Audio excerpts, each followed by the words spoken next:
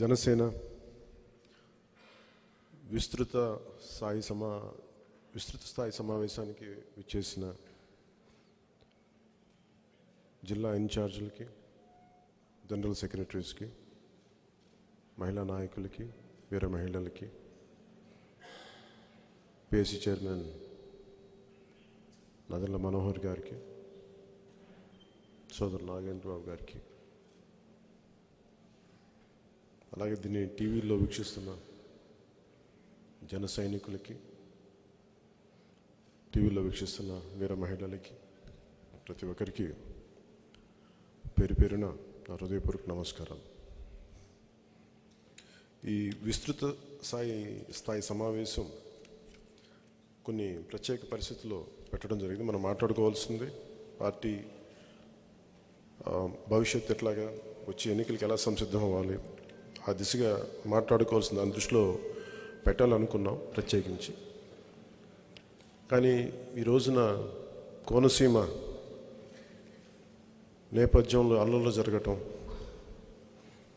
దానిని కుల ఘర్షణలుగా తీర్చిదిద్దే విధంగా వైసీపీ ప్రభుత్వం ప్రయత్నం చేయటం, ఇవన్నీ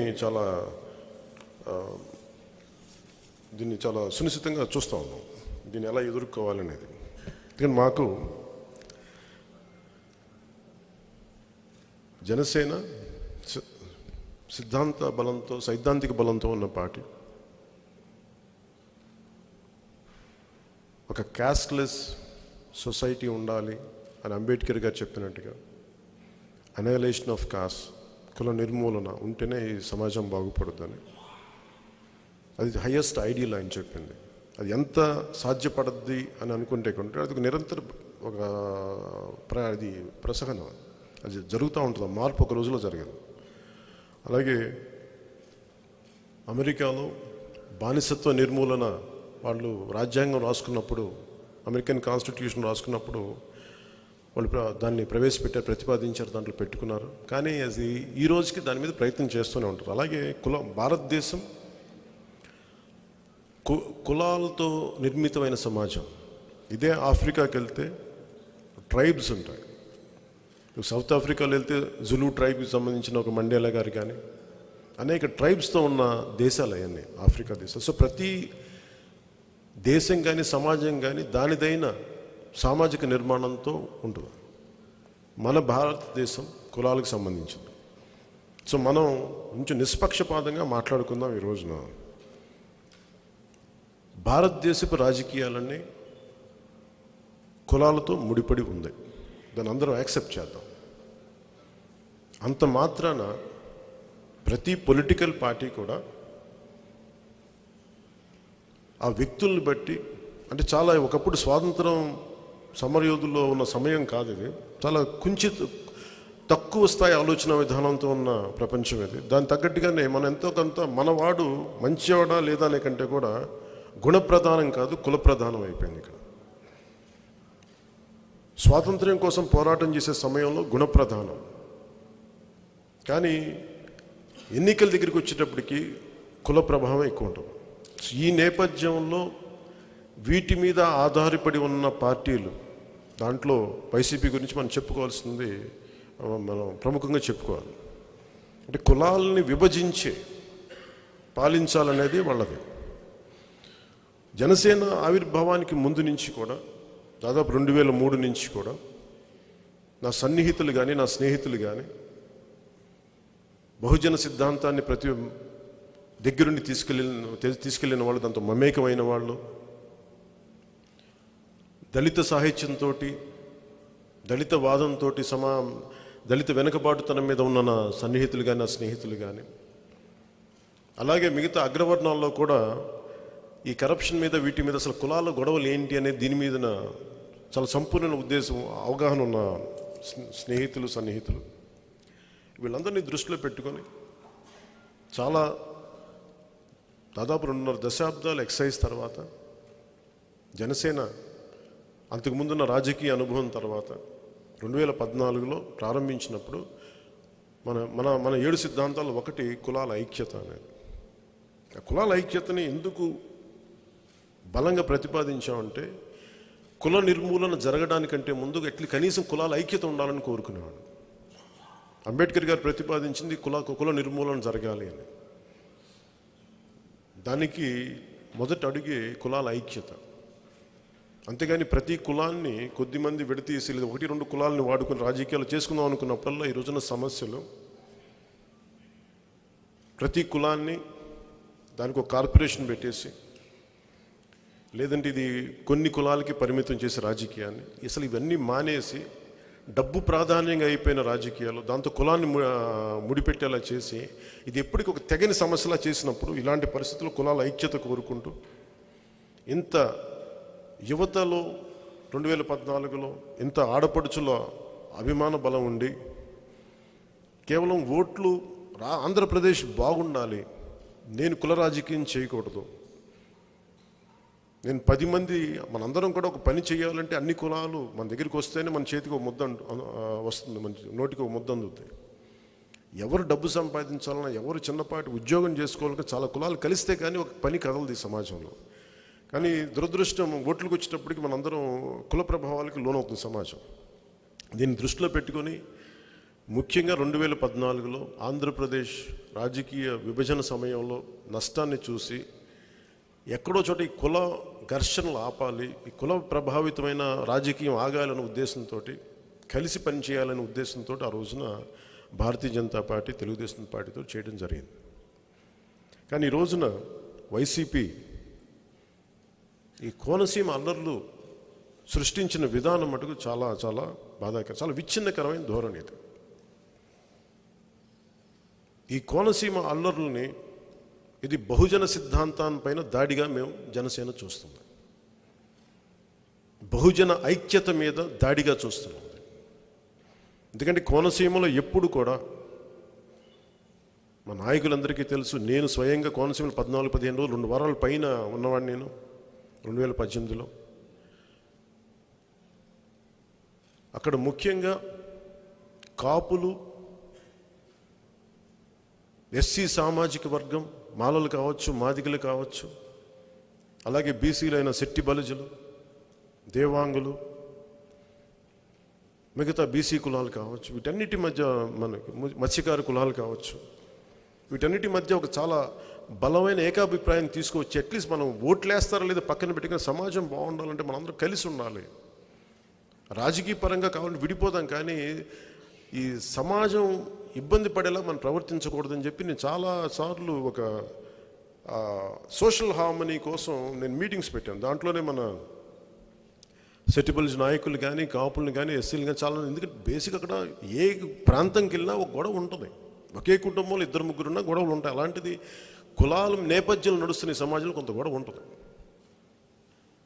అది కులపరంగానా వ్యక్తిగతంగానే, ఒక వ్యక్తిగతమైంది అది కులపరంగా కూడా కావచ్చు. ఉదాహరణకి మనం విజయవాడలో రంగా గారి గొడవే తీసుకుంటే,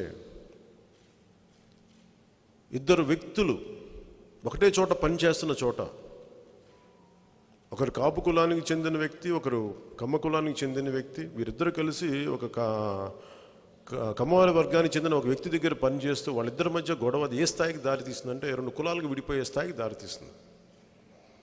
సో ఇట్లాంటి పరిస్థితుల్లో మన ఆంధ్ర రాష్ట్రాన్ని చూసినప్పుడు దాదాపు 40 రోజుల పైగా విజయవాడ తగలబడిపోయింది.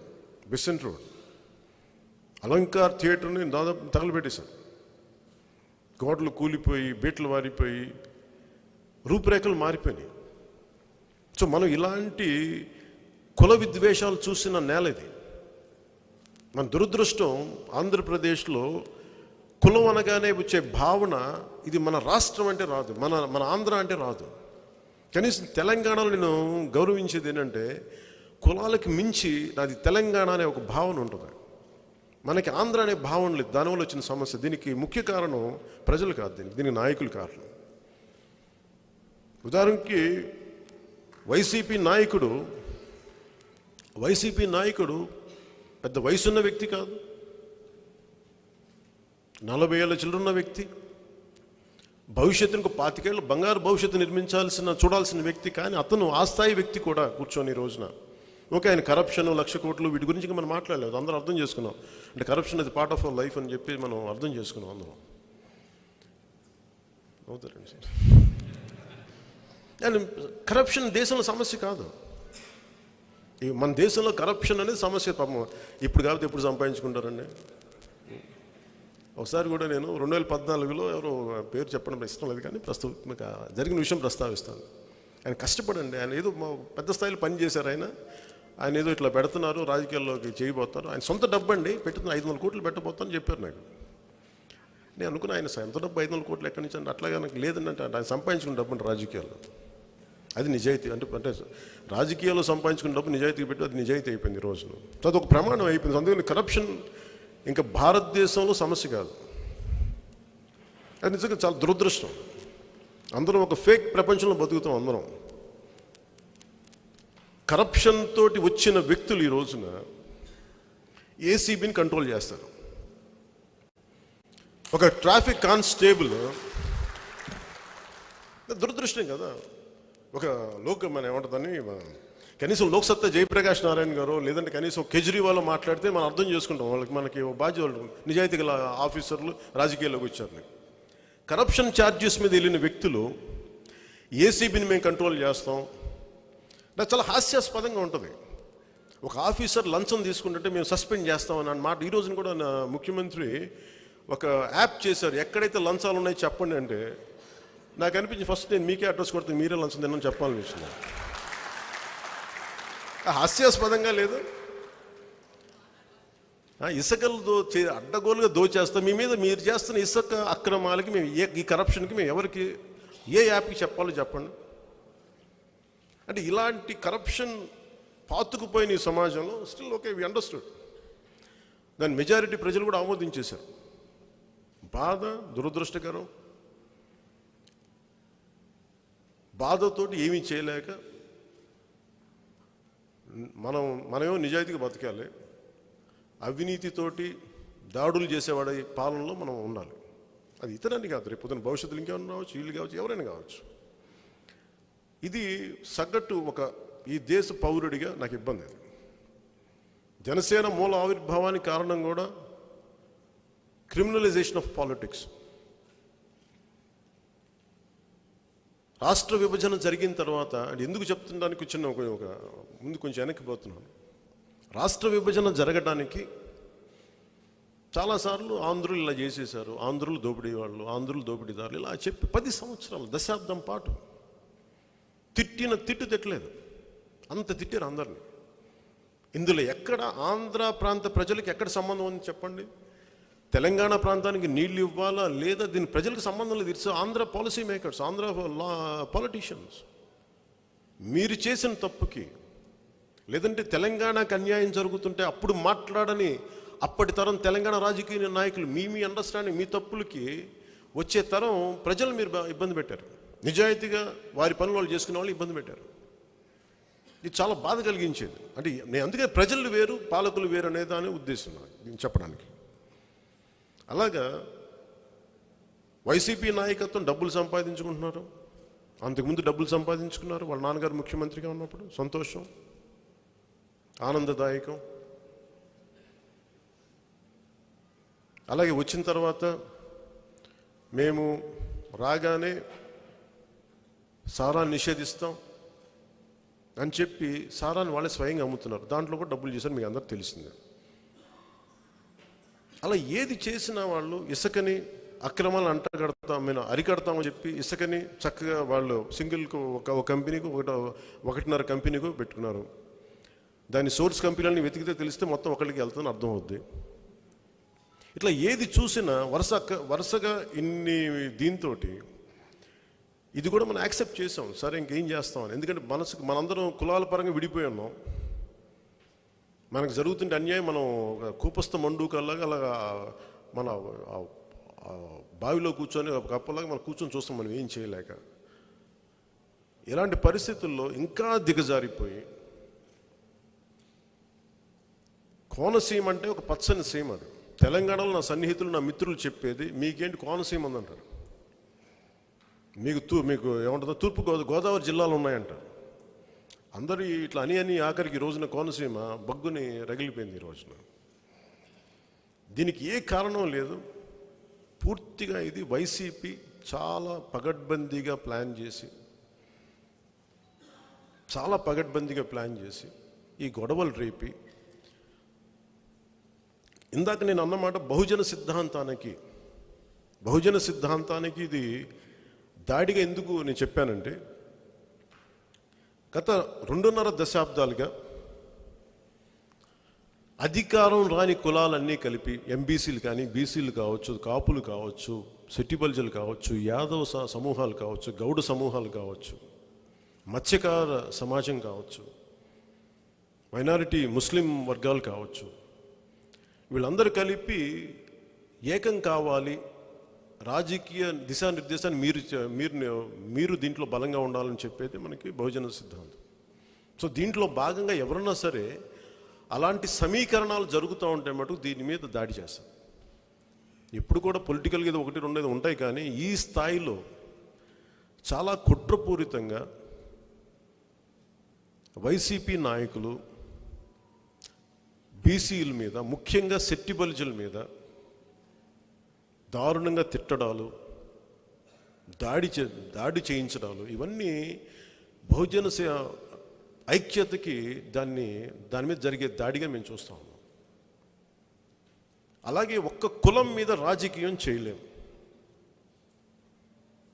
ఒక్క కులం మీద అన్ని కులాలు వేస్తేనే ఈ రోజున వైసీపీ ఉంది. ఈ రోజున పూర్తి కాపులు, నిజంగా అందరూ అనుకున్నట్టుగానే పూర్తిగా కాపులు 100% జనసేనకి వేసి ఉంటే ఈరోజు అసలు గొడవ జనసేన ఉండేది ఈ రోజున అధికారంలోకి. అలా వేయలేదు కాబట్టి కదా మీ రోజున మీకు ఈ వైసీపీ ఉంది ఈ రోజున. అంటే ప్రతి ఒక్కరు కూడా అలాగే సెట్టిబల్జీలు కూడా చాలా బలంగా వేశారు. వాళ్ళందరూ కూడా స్టాండర్డ్గా ఎప్పుడు కూర్చోబెట్టి దానికి టీడీపీ లేదా కాంగ్రెస్ ఉన్న సెట్టిబల్జీలు కూడా ఈ రోజున వైసీపీకి వేశారు మన 2019 ఎలక్షన్స్లో. అలాగే జనసేనకు కూడా ఒక సర్టెన్ % బలమైన ఎస్సీ ఓట్ బ్యాంక్ మాలలు కానీ, మాదిగలు కానీ జనసేనకి వేశారు. నిలబడ్డారు నాయకులు ఈ రోజున. మనకి అది మెజారిటీ ఒక పక్షం తీసుకొని ఉండొచ్చు, అది చాయిస్. అది అంటే మనకు వచ్చిన ఓట్లో కూడా ఎంతో కొంత ఓట్లు అన్ని కులాల నుంచి వచ్చినాయి. అలాగే మన వైసీపీకి వచ్చిన ఓట్లు కూడా మిగతా కులాలు, అన్ని కులాల నుంచి వచ్చినాయి, ఒక్క కులం నుంచి రాలా. ఒక రెడ్డి సామాజిక వర్గము లేదంటే ఒక ఎస్సీ సామాజిక వర్గం నిలబడితేనే ఈ రోజున వైసీపీ లేదు. కాపులు వేశారు. కమ్మవారు నిజంగా వేయకపోతే ఈ రోజున ఈ అమరావతిలో వాళ్ళు ఎలా గెలుస్తారు? సో కమ్మవారు వేశారు, మిగతా అన్ని కులాలు వేశారు. అన్ని కులాలు వేసిన తర్వాత ఇలా కూర్చోబెట్టి చాలా దిగజారుడుతనంగా ఈ రోజున కోనసీమలో గొడవలు పెట్టి, నేను ముందు నుంచి చెప్తాను, వీఆర్ అంబేద్కర్ గారి పేరు పెడతానంటే అసలు నేను అది ఇష్యూ కానీ మేము ఆలోచించలేదు మొదటగా. మాకు ఆ దృష్టిలో కూడా లేదు. ఎందుకంటే నేను దామోదరం సంజయ్ గారు మేము ప్రతిపాదించినప్పుడు నేనే ఎందుకనే హెడ్ చెప్తాను ఎప్పుడు. నేను అభ్యంతరాలు ఉంటే బయటకు వస్తే దాన్ని ఎలా హ్యాండిల్ చేయొచ్చు అని. నిజంగా అంబేద్కర్ గారి మీద ఎవ్వరికీ అగౌరవం ఉండదు. అసలు ఆయనకి అందరూ గౌరవించే మనుషులు. మరి ఎందుకు వచ్చింది గొడవ అంటే, ఇది అంబేద్కర్ గారి ఇష్యూ కాదు. ఇక్కడ స్థానికంగా వైసీపీలో ఉండే 2 వర్గాల మధ్య గొడవ ఈరోజు పెద్ద గొడవగా అయిపోయి, దానిని వైసీపీ ఈరోజు ఈ స్థాయికి తీసుకెళ్ళిపోయి వాళ్ళ మంత్రిని కూడా బాధితుని చేసేసారు ఆయన, విశ్వరూప్ గారిని. ఏ స్థాయికి మన నాయకులు మీరందరూ చెప్తా ఉంటే చాలా బాధ వేస్తుంది. క్రిమినల్ ఎలిమెంట్స్ లేకుండా ఒక ఇల్లు తగలబెట్టడం ఎలా సాధ్యపడుద్ది? 4:30-6 గంటల వరకు కూడా అక్కడ మనకి ఈ ఫైర్ ఇంజిన్స్ రాకపోవడం అండి. ఆ ముందు నుంచి కూడా నాకు అంతకుముందు 2 days ముందే చెప్పారు నాకు, ఇట్లా కొంచెం ఉద్రిక్తంగా ఉందని. ఏం ఉద్రిక్తంగా ఉంటుంది? పేరు కొంతమంది అపోజ్ చేస్తాను, జనరల్గా ఉంటుంది కదా మండలంలో. మన ఉదాహరణకి మనకి డిస్ట్రిక్ట్ హెడ్ క్వార్టర్స్ మార్చాలనే మండలని అట్లా ఆ స్థాయి కూడా అనుకున్నాం. ఎవ్వరు కూడా దాన్ని గుర్తించడానికి ఒకసారి చూద్దామని. కానీ ఇంటెలిజెన్స్కి తెలుసు, స్టేట్ ఇంటెలిజెన్స్కి తెలుసు, ఇది సెంట్రల్ ఇంటెలిజెన్స్ నిఘా వర్గాలు కూడా హెచ్చరించినాయి స్టేట్ ఇంటెలిజెన్స్ని. ఆ విషయం కూడా నా దృష్టిలోకి వచ్చింది. ఇన్ని తెలిసి కూడా నిర్దాక్షిణ్యంగా గొడవలు జరుగుతూ ఉంటాయి. ఉదాహరణకి మనం ఆ రోజున మనకి కాకినాడ గొడవ అప్పుడు 144 సెక్షన్ విధించారు. వాళ్ళు అన్నందుకు మనందరం వెళ్ళామని చెప్పి గొడవలు జరుగుతాయి ఆ రోజు కూడా అదే చెప్పాను, నేను గొడవలు చేసే వ్యక్తులం కాదు మేము. మీరే అకారణంగా కొట్టారు, మీరే తిట్టారు. ఎందుకు తిడుతున్నామంటే మళ్ళీ మా ఆడపడుచుల మీద మీరు కొట్టారు, మీరు నిర్దాక్షిణ్యంగా దాడి చేశారు. మేము మర్చిపోలేము ఆ బాధ. మేము రెచ్చగొట్ల ఒక మాట అనలా, అధికారం మదం ఎక్కి మీరు అన్నారు ఆ మాటలు, ఒళ్ళు బలిసి అన్నారు ఆ మాటలు మీరు. అయినా నిగ్రహించుకున్నాం, ఏం మాట్లాడుతాం సార్, ఇంకేం చేస్తామని. ఇది రౌడీ మోక గుండాలు గుంపు ఇదని చప్పట్లు కొట్టచ్చు దీనికి మీరు ఆలోచించండి. వైసీపీ అది రౌడీల మోక గుండాలు గుంపు. అది ఎవడు మాట్లాడి అరుస్తారు, మాటలతోటి పద్ధతిగా మాడలేదు. ఒకేసారి అరవటం తప్ప వాళ్ళకి మాట్లాడటం మర్చిపోయారు వాళ్ళు. నేను చాలాసార్లు ప్రతిసారి నా నమ్మకం ఏంటంటే 90 సంవత్సరాలు శాంతియుతంగా ప్రయత్నిస్తాం, తగ్గుతాం. ఇంకా సహనాన్ని పరీక్షించి ఎవరికి చేయకండి, తప్పది. అసలు సంబంధం లేని మా జన సైనికులు మీరు అరెస్ట్ చేస్తారండి. అసలు మీరు దాని సంబంధం లేదు అసలు ఆ గొడవల్లో. మా దుర్గేష్ గారు జిల్లా అధ్యక్షులు, అసలు ఇలాంటి గొడవలకి మీరు దయచేసి మీరు లోను కావద్దని చెప్పిన వ్యక్తి ఆయన. నన్ను అర్థం చేసుకునే వ్యక్తులు కూడా ఇలాంటి ఎంకరేజ్ చేసే వ్యక్తిని కాదని తెలిసి, ఏదైనా సరే ప్రజాస్వామ్యబద్ధంగానే మనకు హక్కు ఉంది, దాని ప్రకారం మనం తెలియజేస్తాం, మన నిరసనని తెలియజేస్తాం. ఇలా చెప్పిన వాడిని తీసుకెళ్ళి నెల రోజులు గడువిస్తామని చెప్పారు. ఒక మండలాన్ని మార్చడమే మాకు ఇష్టం లేదు, 2 గొడవలు ఉంటాయి, అలా పేరు మారుస్తాను ఖచ్చితంగా. అది మనకి ఇష్టం ఉన్నా లేకపోయినా కొంతమంది మాట్లాడతారు. ఈరోజు ఈ దేశంలో గాంధీ గారిని విమర్శించే వ్యక్తులు ఉంటారు, సుభాష్ చంద్రబోస్ గారు అస్థికలను తీసుకురాని వాళ్ళు ఉంటారు, చాలామంది ఉంటారు. ఏ మంచి పని రామన్న దాన్ని బూతుగా చూసేసి కొంతమంది ఉంటారు మనుషులు. మనం ఏం చేయలేం దానికి, అది ప్రజా హక్కు అంటారు, మనం ఏం చేయాలి. అలాగే అంబేద్కర్ గారి పేరు పెడతాను, దాన్ని వ్యతిరేకించే వర్గాలు ఎవరు మనకి ఎలా తెలుస్తుంది? అది ఎప్పుడు మీరు జనసేనని బాధ్యత చేయాలంటే, నేను మాట్లాడితే, మా నాయకులు మాట్లాడితే, అది మా పార్టీ సిద్ధాంతం అయితే అప్పుడు మీరు మాట్లాడండి. అసలు ఇందులో మాకు సంబంధం లేదు, మాకు ప్రమేయం లేదు. ఇందులో చేసిందల్లా వైసీపీ. మీరే ప్రతిపాదించి, మీరే 30 రోజులు ఇచ్చి అంటే మీరు గొడవలు జరగాలని కోరుకుంటున్నారు. అక్కడ ఇప్పుడు నిజంగా నిరసనలు జరుగుతున్నప్పుడు ఏం చేయాలి మీరు? హోంమంత్రి ఏం చేస్తున్నారు? డీజీపీ ఏం చేస్తున్నారు? పోలీసు ఏం చేస్తున్నారు? మీ వైసీపీ ఎమ్మెల్యే బూతులు తిడితే మీరు 144 సెక్షన్ పెట్టేస్తారా? మేము వస్తున్నామంటే మరి అంబేద్కర్ గారిని ఇలా పేరు పెడతాం, గొడవలు జరుగుతున్నాయంటే మీరు పోలీసులు పెట్టరా? మీరు పారామిలిటరీని దింపరా అక్కడ? అంటే మీరు అంత అసమర్థంగా మీరు వ్యవహరించారు రాష్ట్ర ప్రభుత్వం. అంటే మీకు గొడవలు జరగాలని కోరుకుంటున్నారు మీరు. అక్కడ కోనసీమ తాలూకు చక్కటి వాతావరణం కలుషితం చేయాలని మీరు కంకణం కట్టుకున్నారు మీరు, అంతే. మీరు చాలా బాధ కలిగింది. దీనివల్ల జనసేనకి ఏదో జరిగిపోద్ది అని వైసీపీ నాయకులు భ్రమపడితే అది మీ తెలివి తక్కువతనం. ఎందుకు చెప్తున్నానంటే,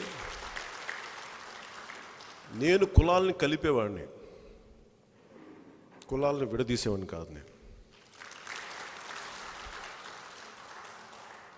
మీరు మా మీద ఎంత రుద్దాలనుకున్నా మాకు అంటుకోదు అది. దయచేసి ఆ విషయం మర్చిపోకండి. ఈ రోజున వైఎస్ఆర్ కాంగ్రెస్ అంటే అది యువజన శ్రామిక రైతు కాంగ్రెస్.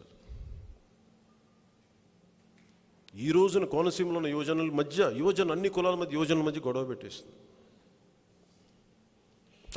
చాలా బాధ వేస్తాయి.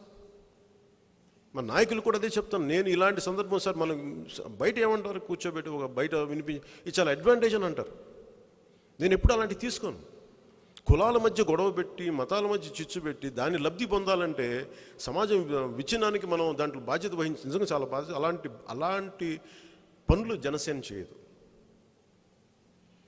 అవసరంతో అడుగు వెనక్కేస్తాం తప్ప సమాజం ఐక్యత కోరుకునే వాళ్ళం మేమందరం. దాని దిశగానే అడుగులు వేస్తున్నాం. ఈ రోజున వైసీపీ అనేది యువజన శ్రామిక రైతు కాంగ్రెస్. యువజనులకి ఉద్యోగాలు లేవు, శ్రామికులకి ఉపాధి లేవు, రైతులకి గిట్టుబాటు ధర లేని కాంగ్రెస్ అది.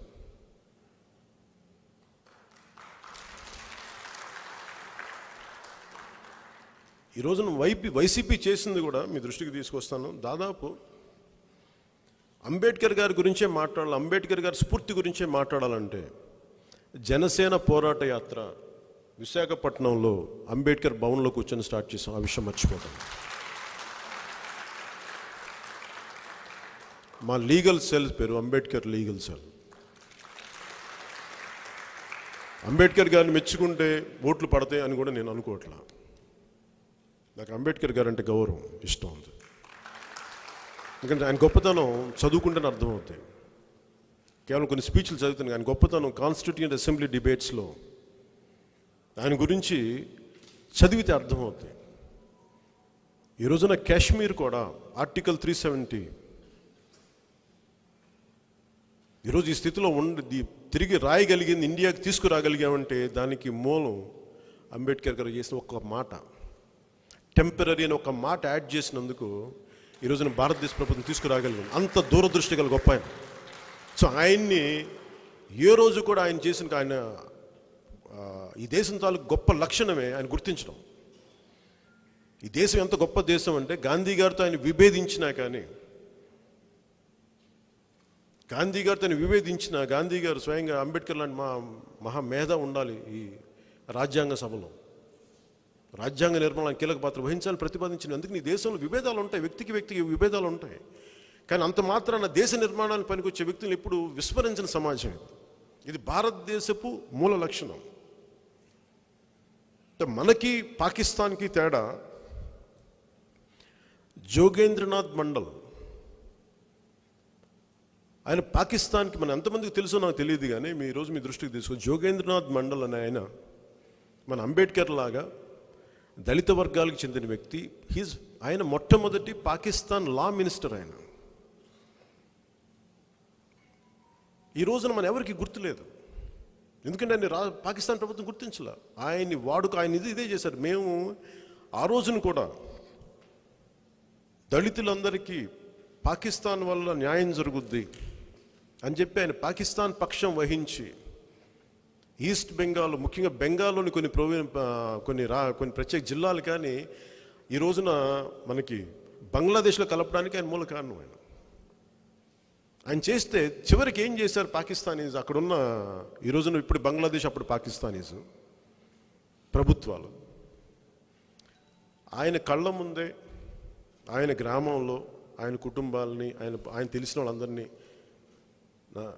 చంపేసి దాడులు చేస్తే తట్టుకోలేక ఆయన పాకిస్తాన్ లా మినిస్టర్ కలకత్తాకు తిరిగి కాందీసికుడిగా బతికి 1968లో చనిపోయారు ఆయన అక్టోబర్లో. అంటే పాకిస్తాన్కి మనకి అంటే ఈ దేశం నాయకులు ఈ దేశం తాలూకు మూల లక్షణమే అణగారిన వర్గాలని గౌరవించడం. అందుకని అంబేద్కర్ గారి నెత్తిన మీద పెట్టుకున్నాం, మనం గుండెల్లో పెట్టుకున్నాం.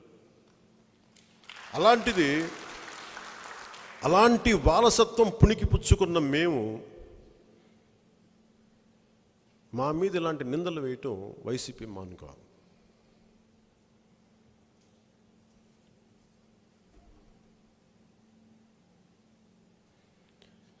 వైసీపీ వర్గశత్రువులుగా నేను మొన్న మన మీటింగ్లో ఇదే హాల్లో కొంతకాలం క్రితం మీ అందరికీ ఒక మాట తెలియజేశాను. ఒక కులాన్ని వైసీపీ వర్గశత్రుగా ప్రకటిస్తే మనందరం చూస్తూ కూర్చుంటే అది ఒక రోజున మనకు కూడా తాకుద్దని చెప్పాను, అన్ని కులాలకి తాకుద్దని చెప్పాను. ఆ రోజున వైసీపీ కమ్మవారిని వర్గశత్రువుగా ప్రకటించింది.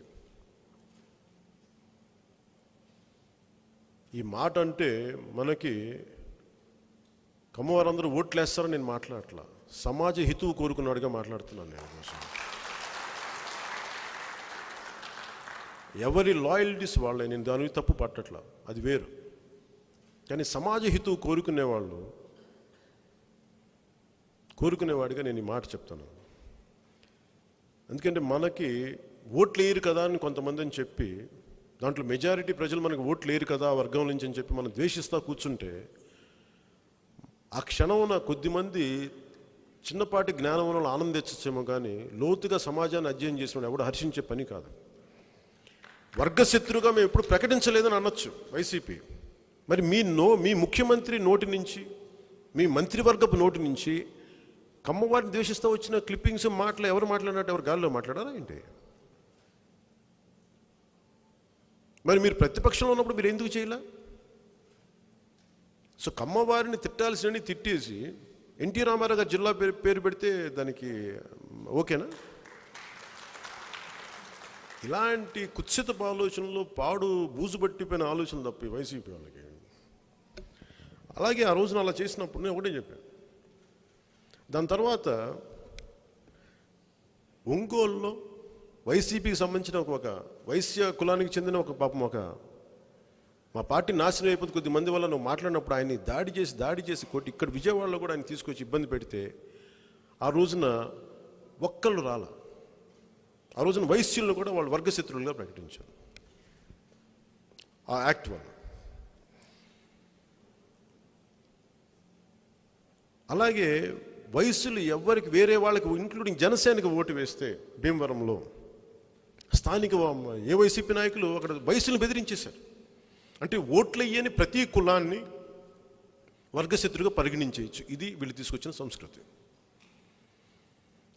అలాగే రఘురామకృష్ణరాజు గారిని ఒక ఎంపీ, అతను మీ పార్టీ ఉండొచ్చు, మీతో విభేదించవచ్చు, ఏదైనా కావచ్చు, కానీ ఆయన్ని తీసుకొచ్చి క్షత్రియ కులాన్ని వర్గశత్రుగా ప్రకటించారు ఆయన వైసీపీ నాయకులు. ఈ రోజున బీసీలని, దేవాంగులను కావచ్చు, మత్స్యకారులను కావచ్చు, శెట్టి బల్జలను కావచ్చు, వీరిని కూడా వైసీపీ ఈ రోజున కోనసీమలో వర్గశత్రుగా ప్రకటించి ఈ రోజున ఈ దుస్థితికి తీసుకొచ్చింది. దీంట్లో కాపులందరూ జనసేన వైపు ఉన్నారనే ఉద్దేశంతో, నాకు ఉన్నారో లేదు నాకు ఎవరు చెప్పలేదు, కాపులంతా మన వైపు ఉన్నారు నాకు ఎవరు చెప్పలేదు ఇప్పుడు దాకా. అది ఎలక్షన్ రోజున తెలుస్తుంది. ఈరోజు కాపులను కూడా వర్గశత్రుగా ప్రకటించారు. దీనివల్ల అందుకు నేను అన్నది ఏంటంటే, అందువల్ల ఇవన్నీ చూసిన తర్వాత ఒక్క రోజులోనో నేను కోనసీమ అల్లరి తర్వాత ఈ మాట అనలేదు. నేను ఇంటర్వ్యూలో చిట్చాట్లో మాట్లాడుతూ ఉభయ గోదావరి జిల్లాలు వైసీపీ మర్చిపోవచ్చు, మీరు ఇక్కడి నుంచి మిమ్మల్ని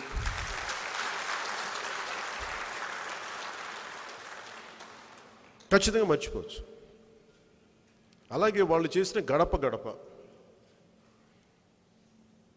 అడప దడప ఇలాంటి పనులు చేస్తే అవుద్దా? అంటే గడపకి వెళ్ళి ఏం చేయాలి? గడపకి వెళ్తే ఒక మాట అంటారు. అంటే మీరేం దిగుచ్చారు, ఒక మాట అనకూడదు. ఒళ్ళు మాట అనలే వైసీపీ నాకు చిల్లు పడిపోతాయి, కోపాలు వచ్చేస్తాయి వాళ్ళకి. ఎవ్వరు ఏం అనకూడదు వాళ్ళని. వాళ్ళకి నాకు అనిపించింది ఏంటంటే, గడప పొద్దున ఒంగోలు నియోజకవర్గం నుంచి ప్రత్యేకించి ఒక సమస్య వచ్చింది నా దగ్గరికి, ఈ కొత్తపట్నం మండలం దగ్గర నుంచి. అది మన మండపేటలో మన రైతుల సమస్యకు సంబంధించి, అలాగే స్థానిక తూర్పుగోదావరి జిల్లాలో రైతుల గిట్టుబాటు ధరకు సంబంధించి. అంటే గడప సమస్య ఒకవైపు కోనసీమ తగలబడిపోతూ ఉంటే వీళ్ళు గడప ప్రోగ్రాం పెడతారు. అది అది కూర్చొని సాధించేసిన వాళ్ళలాగా అందరూ మంత్రులు అందరూ కూర్చొని బొత్స గారు మాట్లాడితే ఒక మాట అర్థం కాదు ఆయన మాట్లాడితే.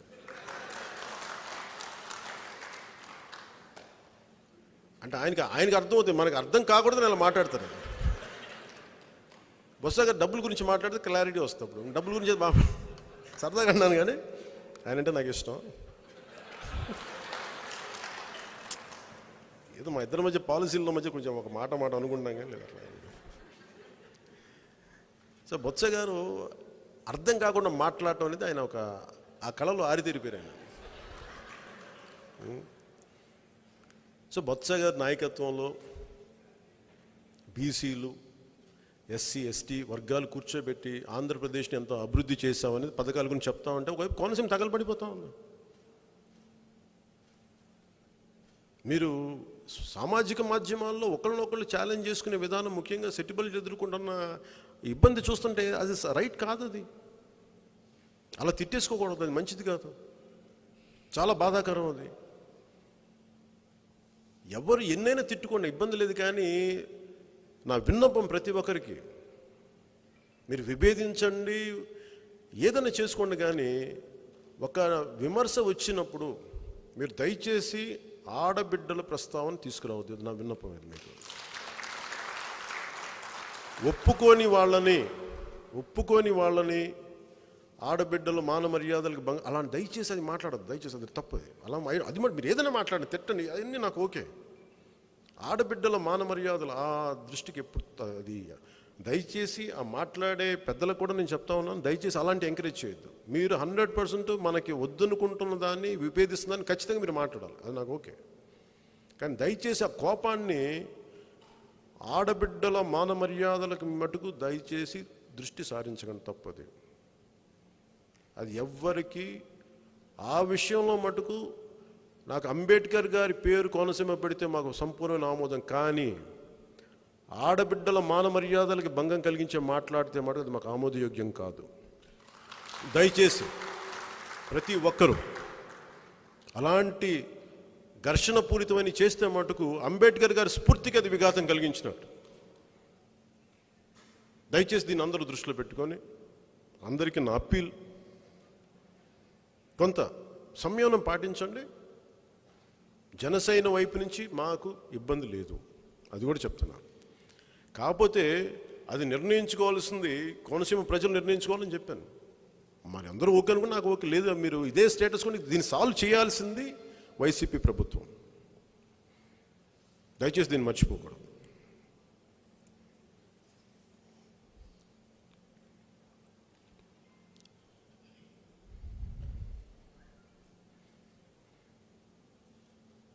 నా ప్రతిపాదన ముఖ్యంగా తూర్పుగోదావరి జిల్లా నాయకులకి, పెద్దలు మనోహర్ గారికి, నాబాబు గారికి, మా జనరల్ సెక్రటరీస్కి, ముఖ్య రాష్ట్ర నాయకులకి, మీరందరూ ఒక ఆలోచనకు వచ్చి కోనసీమ జిల్లా తాలూకు ఈ ప్రభావం అంటే రెండు కులాల మధ్య లేదా కొన్ని కులాల మధ్య ఘర్షణని దయచేసి దీన్ని నివారించేలాగా, అందరి కోపతాపాలు తగ్గించేలాగా కొంత శాంతి కమిటీలు మీరు వేయాలని కోరుకుంటున్నాను సార్, ముఖ్యంగా తూర్పుగోదావరి జిల్లాలో. కంటే నేను మన పార్టీలో ఉన్న ఎస్సీ నాయకులందరూ కూడా ప్రత్యేకించి నేను విన్నవించుకుంటా ఉన్నా. విజయ్, మీరు, రాజ్బాబు గారు, డిఎంఆర్ శేఖర్ గారిని, పెద్ద మొత్తం మిగతా నాయకులందరూ కూడా మిగతా వాళ్ళందరితో కలిసి అసలు ఒక శాంతి ప్రయత్నాలు చేయండి.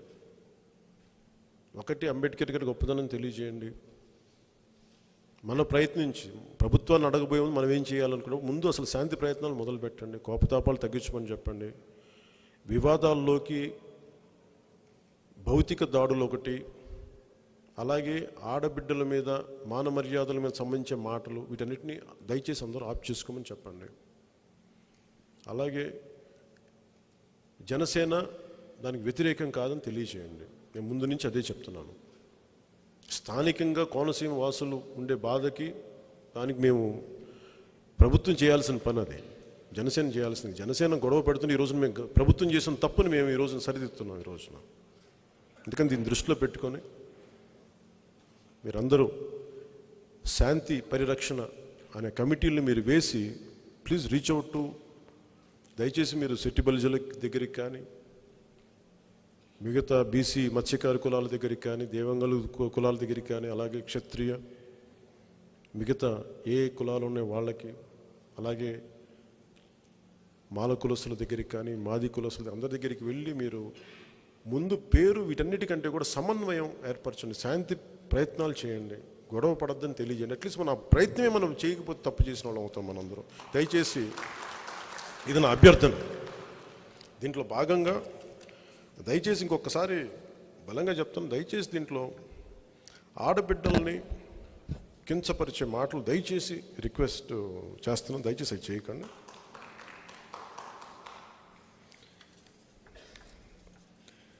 అలాగే వచ్చే ఎన్నికలకి మొన్న నేను మాట్లాడింది, నెక్స్ట్ పొత్తుల గురించి మాట్లాడదాం. నేను వెంటనే చెప్పేస్తాను అనుకోకండి, భావాలు పంచుకుంటా. ప్రతిసారి నేను మన జర్నలిస్ట్ సోదరులు అందరూ మాట్లాడుతుంటారు, మీడియా సోదరులు అందరూ, మీరు ఎప్పుడు బీజేపీ గురించి మాట్లాడి ఎందుకు నవ్వుతారు అది అంటే, నాకు నిజంగా ఏంటంటే మీరు మా స్నేహం చెడిపోవాలని కోరుకున్నది మేము ఒకళ్ళకి కనిపిస్తుందని చెప్తా ఉంటాం. మాకు బీజేపీకి చాలా బాగుంది, మరి ఎందుకు ఇద్దరు కలిసి పని చేయట్లేదు అని అంటారు. నాకు ఈ కరోనా వల్ల సోషల్ డిస్టెన్సింగ్ వచ్చింది. ఆ సోషల్ డిస్టెన్సింగ్, కరోనా తగ్గిపోయింది, ఆ సోషల్ డిస్టెన్సింగ్ కూడా తగ్గిపోద్ది. కాదు దానికోసం ముందు ఇప్పుడు మేము ముందుగా రేపు నాకు వేరే కార్యక్రమాలు ఉండటం వల్ల నేను రేపు హాజరు కాలేకపోతున్నాను, కానీ ముందు అనుకున్న పనుల వల్ల బీజేపీ నేషనల్ అధ్యక్షులు, జాతీయ అధ్యక్షులు నడ్డా గారు వస్తున్నారు. ఆయనకి మనస్ఫూర్తిగా నా అభినందనలు తెలియజేస్తున్నాం. ఎవరన్నా మాట్లాడితే రేపు పొద్దున మీరు లేరు అని అంటే అవన్నీ బాగున్నాయి, కానీ ప్రస్తుతం ఉన్న నా ప్రీవియస్ కమిట్మెంట్స్ వల్ల అది కూడా ఏంటంటే మనందరం కలిపి సమన్వయపరిచి ఎలా ముందుకెళ్ళాలని ఒక బలమైన ఒక రోడ్ మ్యాప్ వచ్చిన తర్వాత అప్పుడు ముందుకెళ్దాం దీన్ని తీసుకెళ్ళి. ఈ లోపు మేము మన 2-3 పర్యాలు నేను కూడా జాతీయ స్థాయి నాయకులతో మాట్లాడటం జరిగింది. మాట్లాడినప్పుడు కూడా వారికి తెలియజేసింది కూడా రాష్ట్రంలోని శాంతి భద్రతలు ఎలా క్షీణించినాయి, అభివృద్ధి ఎలా ఉంది, అప్పులతో ఎలా ముంచేశారు, పోలవరం ఎలా ఆగిపోయింది, రైతులకి రుణాలు గిట్టుబాటు ధర లేక ఎలా సతమతం అవుతుంది, ఇవన్నీ చాలా వరుసగా చెప్పుకుంటూ వచ్చాను. ఈ ఎక్స్చేంజ్ జరిగింది మా ఇద్దరి మధ్య. సో మీకు ఏమవుతుంది బీజేపీ ఫ్రంట్ అని మీకు ఏదైనా ఆలోచన ఉంటే అది మీకు నేను తెలియజేస్తా ఉన్నాను. అలాగే ఓటు చీలకూడదు మిగతా పార్టీలతోటి అని అంటే చంద్రబాబు గారు చెప్పినట్టుగా అది ఏమంటుందండి, వన్ సైడ్లో పోయి చెప్పారా?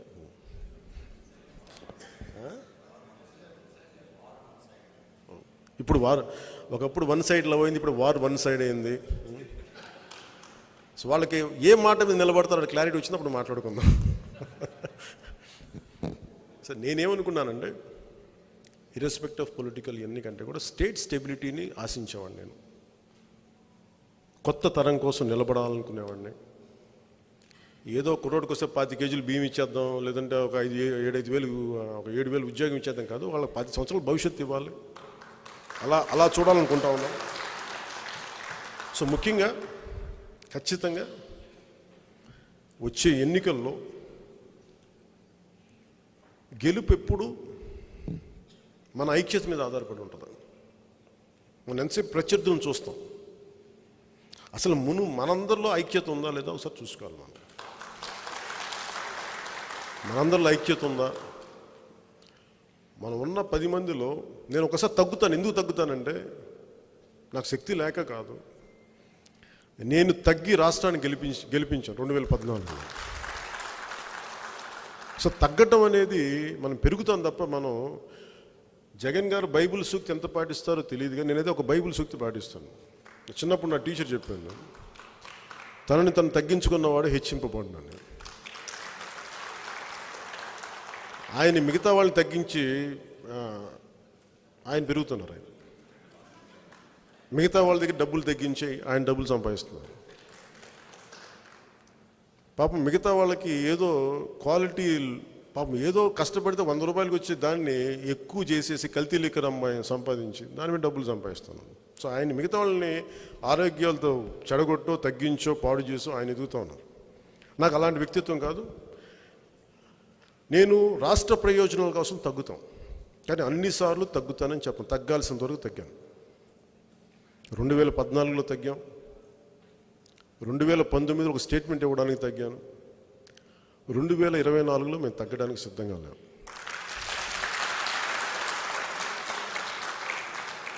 ఈ మాట కూడా ఎందుకు అంటున్నానంటే, చాలామంది ఇందాక మా నిన్న నుంచి మాట్లాడుతూ ఉంటే భారతీయ జనతా పార్టీ నాయకులు మిమ్మల్ని ముఖ్యమంత్రి అభ్యర్థిగా ప్రకటిస్తారంటే నా ముఖత ఎవరు చెప్పలేదు. జాతీయ నాయకులు చెప్తే నేను మీకు తెలియజేస్తాను. అంతే, పేపర్లో చూసి బేస్ చేసుకుని నేను మాట్లాడలేనని నిన్న పాత్రికేయ మిత్రులతో కూడా తెలియజేస్తాను. అదే ఆ విషయం కూడా మీకు తెలియజేసుకుంటాను. అన్నిసార్లు తగ్గాం, ఈసారి మిగతా వాళ్ళు తగ్గితే బాగుంటుందని నా కోరిక.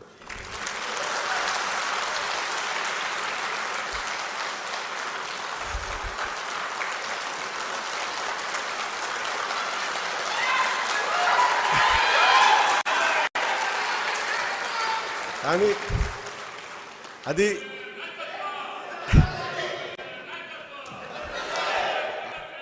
అలాగే అంటే అంటే పదవి అనేది ఇంకొంచెం ఎక్కువ చేయడానికి. పదవి లేకపోతే మనం ఆగిపోయిన వాళ్ళం. పదవి వస్తే పదవి వస్తే ఇంకా బాగా చేస్తాం, పదవి లేకపోతే ఇంకా బాగా చేస్తాం. అంతే తప్ప దాంట్లో బాగా చేయడం అంటే పదవి ఉన్నప్పుడు ఎక్కువ హక్కు ఉంటుంది, ఎక్కువ అధికారాలు ఉంటాయి. అలాగే ముఖ్యంగా రైతాంగానికి. అందుకని భవిష్యత్తు పొత్తు ఎలా ఉండాలంటే మనం తగ్గాల్సినంతకాలం తగ్గాం, స్టేట్ ఇంట్రెస్ట్లను కాపాడుతూ వచ్చాం. ఆ దిశగా వెళ్తే ఖచ్చితంగా ఏదైనా ఆహ్వానిద్దాం. అది అందరి మన ఒక్కరి చేతిలో లేదు, ఇది ఒక జనసేన దృష్టిలో లేదు, మిగతా చేతిలో కూడా ఉంది. దాన్ని బట్టి చూద్దాం ఎలా జరుగుద్ది అంటూ. అది మీరు కూడా దాన్ని మీ స్థానిక నాయకులందరూ తెలియచేయండి మీ ఆలోచన విధానాన్ని.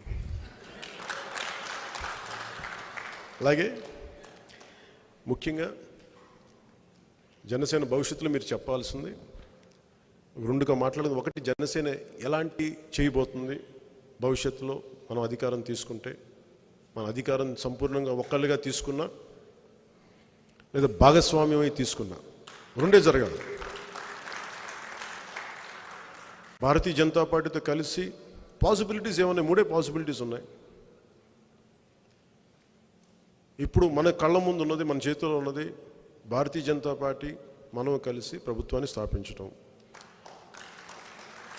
జనసేన, భారతీయ జనతా పార్టీ, టీడీపీ కలిసి ప్రభుత్వాన్ని స్థాపించడం.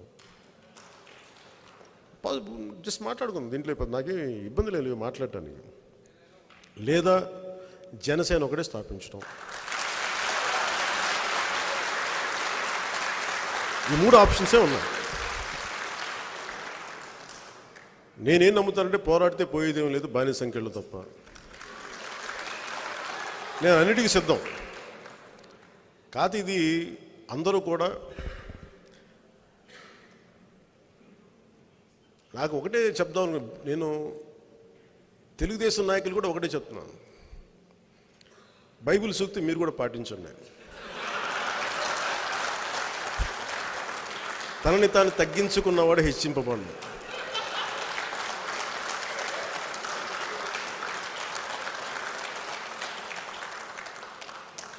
మేము ఎప్పుడు తగ్గే ఉంటాం.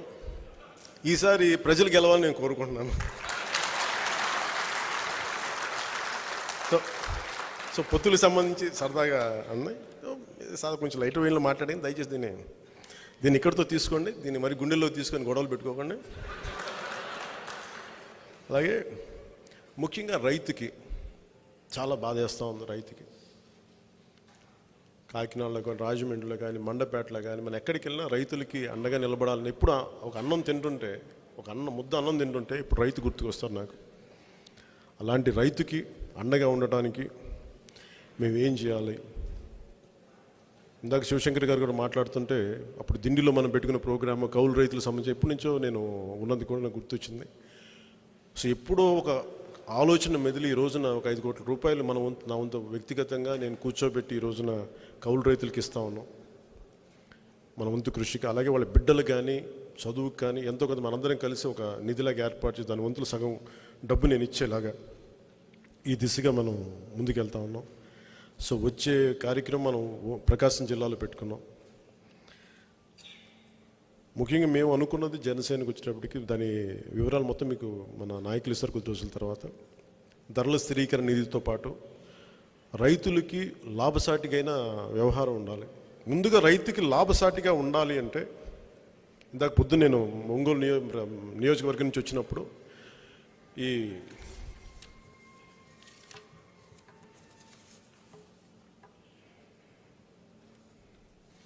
కొత్తపట్నం మండలం దగ్గర నుంచి ఒంగోలు వాళ్ళు చెప్తున్నప్పుడు ఒక క్వింటాకి 1840 రూపాయలు రావాలి ఒక రైతుకి. కానీ వాళ్ళ దగ్గర ఎలా దోపిడీ జరిగింది, పెద్ద స్కామ్ జరుగుతుంది అనేది ఆ రోజున మనకి మండపేటలో లీలాకృష్ణ గారు కానీ ఇవన్నీ చెప్తున్నప్పుడు ఆ రోజు నుంచి గొడవ మనం మాట్లాడుతుంది. ఈ రోజున అన్ని జిల్లాలకి ఇది విస్తరించింది. స్వయాన వైసీపీ నాయకులు ఈ దోపిడీ మీద ఆయన మాట్లాడారు. వైసీపీ మంత్రి ఒకరు, తూర్పుగోదావరి జిల్లాలో మంత్రి ఒకరు. వీటన్నిటిని చూస్తే పొద్దున్న ఈ చదువుతూ ఉంటే ఒకటి అనిపించింది. 1840 రూపాయలు ఒక క్వింటా ధాన్యానికి బస్తాకి రావాల్సి వస్తే అది paddy procuring centre, Rythu Bharosa కేంద్రంకి వెళ్ళి అమ్మాలి అంటే వాళ్ళు ఏం చెప్తున్నారంటే మాకు ఈ డబ్బులు ఇంకా ప్రభుత్వం నుంచి ఆర్డర్ రాలేదు, మేము కొనలేము అని చెప్పి వాళ్ళని డిస్కరేజ్ చేసి ఒకవైపు పంట కుళ్ళిపోతూ ఉంటుంది, పంట కొయ్యలేరు. అలా ఉంటున్న పరిస్థితుల్లో వాళ్ళు తెగ్గొట్టి ఇబ్బంది పెట్టి వాళ్ళని మిల్లర్లకి చేసేస్తున్నారు. సో మిల్లర్లకి రావాల్సిన కమిషన్ మిల్లర్లకి వెళ్ళిపోతుంది, వీళ్ళకి రావాల్సిన 150 రూపాయలు, వీళ్ళకి రావాల్సిన ట్రాన్స్పోర్టేషను వీళ్ళ కమిషన్ వీళ్ళకి వచ్చేస్తుంది. దీనిని మన నేషనల్ ఫుడ్ కార్పొరేషన్ ఆఫ్ ఇండియాకి అమ్మడానికి దానికి వాళ్ళకి అమ్ముతుంది ఇక్కడ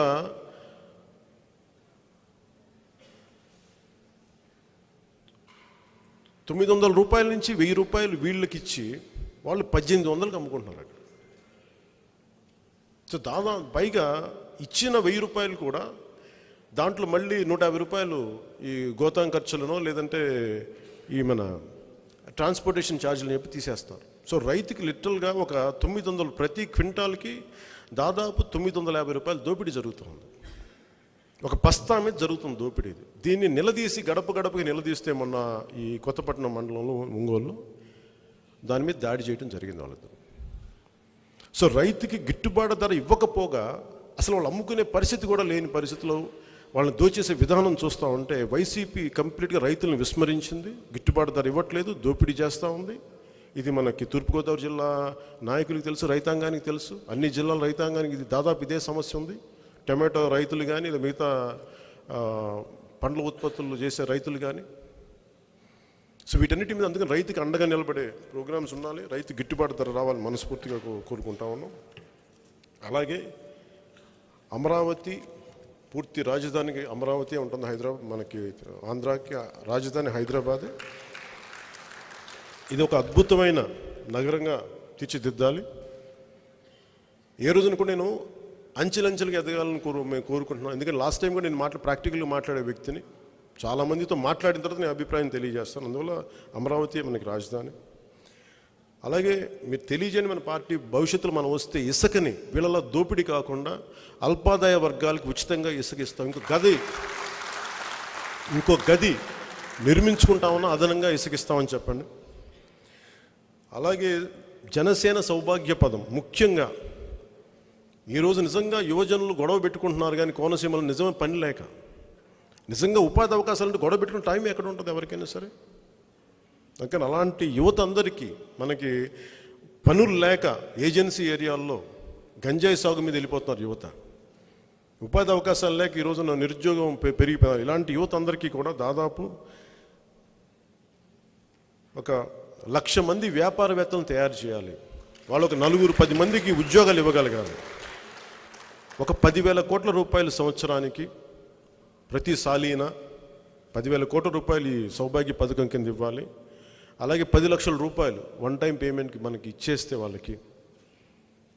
వాళ్ళు వ్యాపారాలు చేసుకుంటారా, దాని ద్వారా ఎలా పెట్టుబడి పెట్టి దాన్ని ఎలా వృద్ధి చెందుతారా, దాన్ని ఎంత వాళ్ళకి ఎంప్లాయ్మెంట్ ఇస్తుంది, దీని మీద దాదాపు ప్రతి సంవత్సరం ఒక 1,00,000 మంది వ్యాపారవేత్తలు, దాంట్లో ఒక కనీసం 10 అంటే మనకి ఎండ్ ఆఫ్ 5 years మనం ఒక దాదాపు 50 లక్షల మంది యువతని మనం ఉపాధి అవకాశాలు కల్పించవచ్చు. ఇవి కాకుండా రాగానే ప్రభుత్వ ఉద్యోగ అవకాశాలు ఏమైతే ఉన్నాయో అవన్నీ ఖచ్చితంగా వాళ్ళకి ఇవ్వాల్సిన అవసరం ఉంది. అవి చేస్తాం ఖచ్చితంగా. అలాగే మనస్ఫూర్తిగా చెప్తున్నాను, మనం సిపిఎస్ని ఖచ్చితంగా రద్దు చేస్తాం, నిలబడి ఉన్నామని తెలియజేయండి. చాలామంది దీన్ని హర్షించకపోవచ్చు, భయపడవచ్చు. నేను ఒకటి చెప్తున్నాను, చెప్పండి ఎలా సాధిస్తారో ఎవరైనా మాట్లాడితే, మీరు 1,00,000 కోట్ల దోపిడీకి మీకు తెలివితేటలు ఉన్నప్పుడు మేము సిపిఎస్ రద్దు చేయడం అది తెలివితేటలు ఉన్నాయని నేర్చుకుంటాం. అలాగే వ్యవసాయం అనేది గిట్టుబాటు ధరగా ఉండాలి, దానికి రైతాంగానికి అండగా నిలబడతాయి. అలా ఒకటే మీరు ఎలా నిలబడతారని ఒకటే చెప్పండి.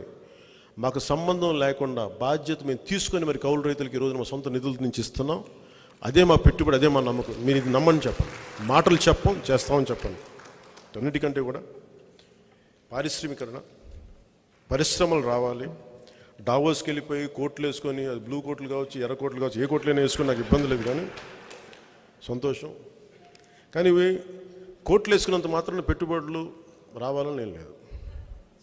నిజంగా ఆంధ్రప్రదేశ్ ఇక్కడ లా అండ్ ఆర్డర్ బలంగా ఉండి పొలిటికల్ స్టెబిలిటీ ఉంటే వెతుక్కొని వస్తారు విదేశాల నుంచి.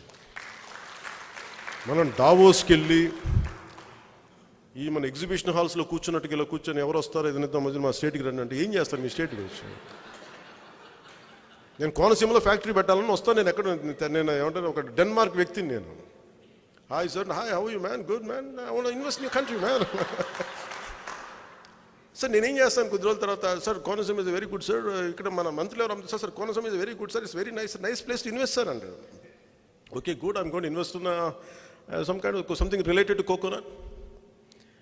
ఇల్లు చూస్తే వాడు నెట్లో చూస్తారు కదా కోనసీమలో ఏం జరుగుతుందో, పెట్టుబడి వస్తాయి మరి దానికి. డావోస్ దాకా వెళ్ళి అదానీ గారితోనూ మన అరవిందో వాళ్ళతోనూ లేదంటే గ్రీన్ కోతో చేయడానికి వాళ్ళు ఇక్కడ విజయవాడలో చేసేస్తారు. ఇది కూర్చోండి.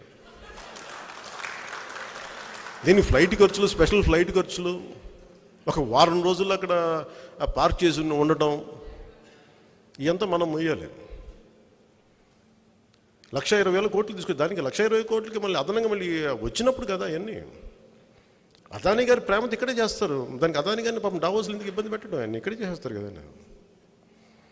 అలా కాకుండా నేను కోరుకుంటుంది, జనసేన వైపు నుంచి మనం కోరుకుంటుంది, మనకి పొలిటికల్ స్టెబిలిటీ కానీ ఇవ్వగలిగితే ఇది స్థిరంగా ప్రభుత్వం ఉంటుంది. ఇది దోపిడీ చేయని ప్రభుత్వం, లంచాలు అడగని ప్రభుత్వం, ఉద్యోగుల్ని భద్రత కల్పించే ప్రభుత్వం, యువతికి అండగా నిలబడే ప్రభుత్వం, రైతులకి భరోసా ఇచ్చే ప్రభుత్వం, ఆడబిడ్డల మాన ప్రాణ సంరక్షణలకి బాధ్యతనిచ్చే మన సంరక్షణ తీసుకునే ప్రభుత్వం,